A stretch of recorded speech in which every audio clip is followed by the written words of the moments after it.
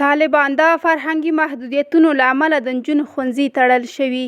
په داسې حال کې چې پر طالبانو د ټولو نجونو پر مخ د ښوونځي د بیرته پرانیستلو لپاره د کورنۍ او نړیوالو فشارونه په زیاتېدو دي، د طالبانو د پوهنې سرپرست وزیر نورالله منیر وایي دوی د نجونو د زده کړې مخالف نه دي، خو ځینې ښوونځي د فرهنګي محدودیتونو له امله بند دي. د طالبان د پوهنې سرپرست وزیر نورالله منیر پرون دوشنبې په خوست کې خبریالانو ته وویل چې فرهنګي محدودیتونه او ټولنیز حساسیتونه د دې سبب شوي چې د نجونو ښوونځي بیرته پرانیستل وځنډېږي.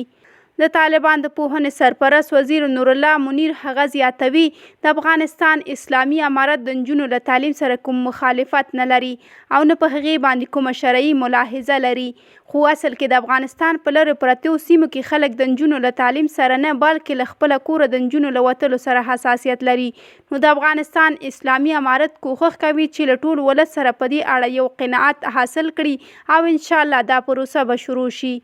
ښاغلي منیر ونه ویل چې دغه پروسه به کله پیل شي، خو په داسې حال کې چې نوموړي په لرې پرتو سیمو کې د نجونو د زده کړو پر مخ فرهنګي محدودیتونه خنډ بولي، د افغانستان په لویو ښارونو کې هم له نږدې یو کال راهیسې چې طالبان بیا واک ته رسېدلي لا شپږم ټولګي پورته نجونې له ثانوي زده کړو بې برخې شوي دي. پر دې سربیره دغه راز په تېرو 16 کلونو کې پر ښاري سیمو سربیره د دولت تر کنټرول لاندې ډېرو لرو پرتو سیمو کې د هلکانو ترڅنګ میلیونونه نجونو ته د زده کړې امکانات برابر شوي وو.